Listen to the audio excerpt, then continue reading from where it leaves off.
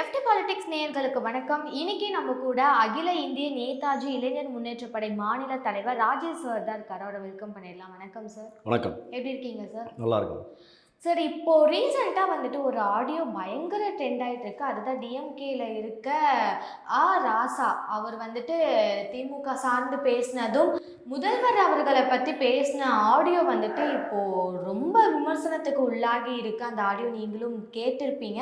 First அந்த audio பற்றி பேசுவோம் சார். என்ன நினைக்கிறீங்க அதை பற்றி? இல்லை, பொதுவாக இதை தான் நாங்கள் ஆரம்பத்துலேருந்து சொல்லிக்கிட்டு இருக்கோம்.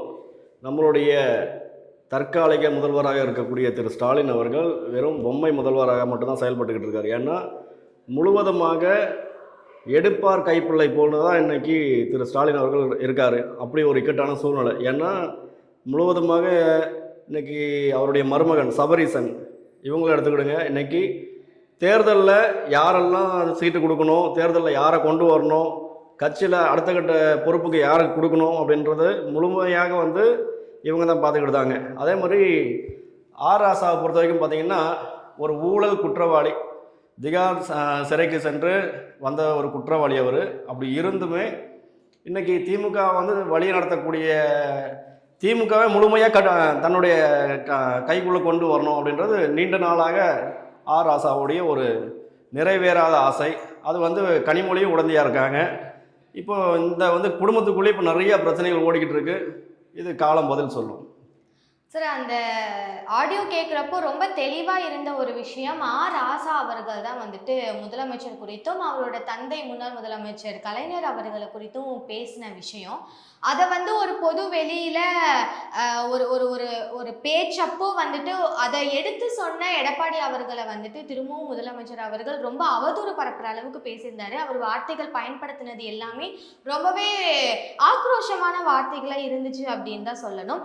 யாரோ ஒருத்தர் பேசின ஒரு விஷயத்த ஒரு கூட்டத்தில் அதை திரும்பவும் எடுத்து பேசினதுக்காக முழுக்க முழுக்க அவர் தான் அதை பேசினாருன்ற மாதிரி இருந்தது அவரோட பேச்சு. அதை எப்படி பார்க்குறீங்க? திமுக பொறுத்த வரைக்கும் திமுகவில் இருக்கக்கூடிய தொண்டராக இருக்கட்டும், தலைமை பண்பில் இருக்கக்கூடிய உயரிய பொறுப்பில் இருக்கவங்களாக இருக்கட்டும், எல்லாருக்குமே தரம் தாழ்ந்து விமர்சிப்பதை மட்டுமே தன்னுடைய கொள்கையை வைத்து கொண்டு இருக்கிறார்கள் திராவிட முன்னேற்ற கழகத்தை பொறுத்த வரைக்கும். இதில் தலைவர் எவ்வளியோ அந்த வழியை தான் அவருடைய தொண்டர்களும் பின்பற்றுவாங்க.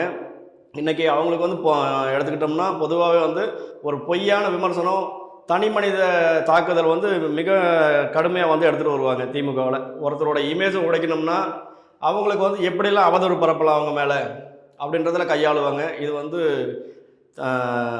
திராவிட முன்னேற்ற கழகத்துக்கு தொடர்ச்சியாக கலைஞரே இதை உறுதிப்படுத்தி வச்சுட்டு போனார். அதுதான் நம்ம அப்படி தான் பார்க்க முடியும். ஏன்னா திமுக பொறுத்த வரைக்கும் எடுத்துக்கிட்டோம்னா இன்னைய வரைக்குமே தமிழகத்தில் எந்த ஒரு நல்லாட்சி இல்லை மக்களுக்கான ஒரு வளர்ச்சிக்கான திட்டம் அப்படின்னு எதனால் பண்ணியிருக்காங்களா? கிடையாது. இந்த கடந்த 5 ஆண்டுகளாக 21லேருந்து 26 முடிய போது இது வரைக்குமே இன்னை வரைக்கும் தமிழகத்துக்கு தொடர்ச்சியாக தமிழகத்தை சுரண்டி இன்றைக்கி விற்றுக்கிட்டு இருக்காங்களே தவிர இவங்ககிட்ட நம்ம நல்லதை எதையும் எதிர்பார்க்க முடியாது. இவர்களுக்கு காலம் முடிந்து விட்டது. அது மட்டும் இல்லாமல் தொடர்ச்சியாக திமுகவின் தலைவராக திரு ஸ்டாலின் இருப்பாரா அப்படின்றது ஒரு கேள்விக்குறியாக இருக்குது. ஏன்னா இன்றைக்கி ஒரு சைடில் பார்த்திங்கன்னா உதயநிதி கட்சியை தலைமை பொறுப்பை எடுக்கணும் அப்படின்னு ஒரு போர்க்கொடி தூக்குறாரு. இந்த சைடில் கனிமொழி அவர்கள், தூத்துக்குடி பாராளுமன்ற உறுப்பினர் கனிமொழி, அவங்க கட்சியை கையகப்படுத்தணும்னு பார்க்குறாங்க.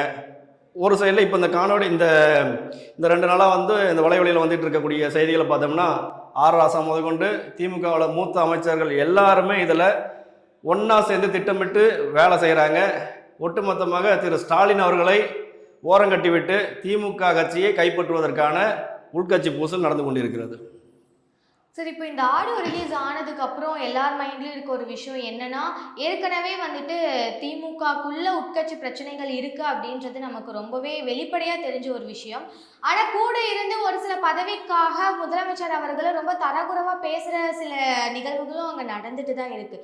அப்படி இருக்கப்போ இவர் இன்னைக்கு முதலமைச்சராக இருக்காரு அண்ட் இந்த ஒரு விஷயத்தை எடப்பாடி அவர்கள் பேசியிருக்காருன்னு அவர் மேடையில் எடுத்து சொல்கிறப்ப கூட அவரோட மொத்த கோபமும் எடப்பாடி அவர்கள் மேலே தான் இருந்ததே தவிர கட்சிக்குள்ளே இருக்கவங்க மேலே அவர் காட்டின மாதிரி தெரியல. எல்லாம் தெரிஞ்ச அமைதியாக இருக்கிறதுக்கு காரணம் என்ன? அவர் திமுகவுடைய தலைவர் திரு ஸ்டாலின் அவர்களுக்கு சுயமாக சிந்திக்கக்கூடிய செயல்பாடு கிடையாது. இதுதான் உண்மை. ஏன்னா அவருக்கு ஸ்கிரிப்ட் எழுதி கொடுக்குறாங்க, அந்த ஸ்கிரிப்டை படிச்சுட்டு போயிடுறாரு. அப்போது அவருக்கு சுயமாக சிந்திக்கக்கூடிய திறனும் கிடையாது, நிர்வாக திறனும் கிடையாது. அப்போது வந்து ஒரு மக்களுக்கான ஆட்சியை கொடுக்கக்கூடிய அனைத்து இந்திய அண்ணா திராவிட முன்னேற்ற கழகம் அண்ணன் எடப்பாடியார் அவர்களை வந்து குறை சொல்வதில் வந்து இது எந்த வகையிலும் ஏற்றுக்கொள்ள முடியாத ஒரு விஷயம். இதை வந்து நாங்களும் கடுமையாக வந்து கண்டனத்தை தெரிவிச்சுக்கிட்டு இருக்கோம். ஏன்னா அண்ணன் எடப்பாடியார் அவர்களுடைய அந்த 4 ஆண்டுகள் ஆட்சியில் வந்து மக்களுக்கு வந்து ஒரு பொற்கால ஆட்சியை கொடுத்துருந்தாரு. ஆனால் தொடர்ச்சியாக 5 ஆண்டுகள் நிறைவு செய்யக்கூடிய இந்த திராவிட முன்னேற்ற கழகம் மக்களோட வாழ்க்கையை அழிச்சிட்டு மக்களை வந்து பாதாளத்துக்கு கொண்டு போய் தான் வச்சுட்டு இருக்காங்க. அப்போது இவங்ககிட்ட எதையும் எதிர்பார்க்க முடியாது. மக்கள் வாழணும்னா திமுக தமிழகத்தை விட்டு விரட்டி அடிக்கப்படணும். அப்போ தான் இதுக்கான ஒரு தீர்வு. வருகின்ற 2026 ஏப்ரல் 23 நடைபெற இருக்கக்கூடிய தேர்தலில் மக்கள் தெளிவாக சிந்தித்து நமக்கான தலைவர்களை அனைத்து இந்திய அண்ணா திராவிட முன்னேற்ற கழகம் அண்ணன் எடப்பாடியார் அவர்களுடைய தலைமையில தான் ஆட்சி அமையணும்னு இன்னைக்கு தமிழக மக்கள் அனைவருமே ஒருமனதாக தேர்ந்தெடுத்து கொண்டிருக்கிறார்கள். சார், ஏற்கனவே மக்கள் மத்தியில் திமுக மேலே இருக்க அபிப்பிராயம் அப்படின்றது மொத்தமாகவே மாறி இருக்கு அப்படின்னு தான் சொல்லணும். ஆனால் தொடர்ந்து ஒவ்வொரு மேடைகளிலும் அடுத்த முதல்வராக தான் திரும்ப ஆட்சி அமைக்க போகிறோன்ற இவங்களோட பேச்சுகளை கேட்குறப்போ ரொம்பவே வேடிக்கையாக இருக்குன்னு பல விமர்சனங்கள் வந்துட்டு விமர்சனங்களை வச்சுட்டு இருக்காங்க சார். இப்போ எல்லாருக்குமே தெரிஞ்ச ஒரு விஷயம் என்னன்னா, திமுக மேலே அந்த அளவுக்கு மக்களுக்கு ஒரு பிடிப்பு இல்லை அப்படின்றது தான். இருக்கப்பவும் தொடர்ந்து அந்த மாதிரியான மேடை பேச்சுகளில் வந்துட்டு அந்த மாதிரியான ஆவேச பேச்சுகள் பேசுகிறப்போ அது இன்னுமே அவங்களுக்கு வந்துட்டு பேக்ஃபயர் தானே சார் ஆகும். திமுகவில் ஆபாச பேச்சு பேசக்கூடியவர்களை தான் வந்து அதிகமாக வச்சுட்டு இருக்காங்க இன்னைய வரைக்கும். ஏன்னா பெண்களுக்கு நாம் வந்து சம உரிமை கொடுக்குறேன், சமூக நீதி கொடுக்குறேன் அப்படின்னு சொல்லிட்டு ஒரு போலியான வாக்குறுதியை கொடுத்து கொண்டு இருக்கக்கூடிய இந்த திருடர்கள் முன்னேற்ற கழகம் அப்படின்ற திமுக இந்த கட்சியில் வந்து எந்த ஒரு நல்ல விஷயத்தையும் எதிர்பார்க்க முடியாது. இது வந்து மக்கள் எல்லாருக்குமே தெரியும். அப்போது இவங்க வந்து அந்த தனி மனித தாக்குதல் மட்டும்தான் பண்ணுவாங்க. ஒருத்தர் மேலே வந்து ஒரு அவதூறை பரப்பணும், இவங்களுடைய மொத்த வன்மத்தையும் வக்கர புத்தியும் காட்டணும் அப்படின்றதுனால எந்த அளவுக்கு கீழே இறங்கி பேச முடியுமோ அப்படி பேசுவாங்க. இன்னைய வரைக்கும் பெண்களை தமிழகத்தில் இருக்கக்கூடிய அனைத்து தாய்மார்களையும் சகோதரிகளையும் ஒரு பொதுமக்கள் மேடையிலேயே இழிவாக பேசக்கூடிய திமுக பேச்சாளர்களை இன்னமும் திமுகவில் தான் வச்சுக்கிட்டு இருக்காங்க. அப்போது இவங்க எப்படி பெண்களுக்கு சம உரிமை சம பாதுகாப்பு கொடுக்குறாங்க, பெண்களை மதிக்கிறேன்னு வர சொல்கிறாங்க.